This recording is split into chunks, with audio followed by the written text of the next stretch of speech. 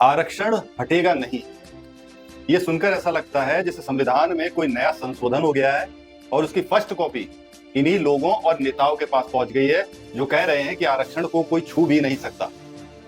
आजकल आरक्षण के मुद्दे पर कुछ ऐसे दृश्य सामने आ रहे हैं जैसे लोकतांत्रिक बहस नहीं अपितु कुश्ती प्रतियोगिता का फाइनल है। चेहरे पर गुस्सा और जुबान पर संविधान की रक्षा का दावा।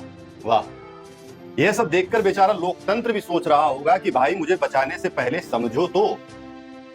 वर्षों से कहा जाता रहा है कि सामाजिक न्याय जरूरी है, वंचितों को अवसर मिलना चाहिए और संविधान सबको समानता का अधिकार देता है। परंतु यदि कोई आरक्षण की समीक्षा या व्यवस्था पर प्रश्न उठाए या बात करे तो उत्तर में तर्क नहीं दिया जाता बल्कि धमकी दी जाती है। आरक्षण को कोई छू भी नहीं सकता। बात अगर धमकी की है तो आज आरक्षण पर बहस भी होगी, समीक्षा भी होगी और जो आर्थिक रूप से गरीब हैं, वंचित हैं, उनके साथ न्याय भी होगा। सबसे मजेदार बात यह है कि कुछ लोग स्वयं को शोषित बताते हुए ऐसी दबंगई दिखा रहे हैं कि सामने वाले को यह समझ में ही नहीं आता कि शोषित कौन है और डर कौन रहा है।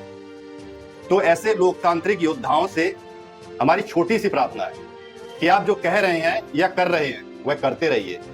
आपकी धमकी देखकर कम से कम इतना तो क्लियर हो रहा है कि आरक्षण पर बहस और समीक्षा कितनी आवश्यक है।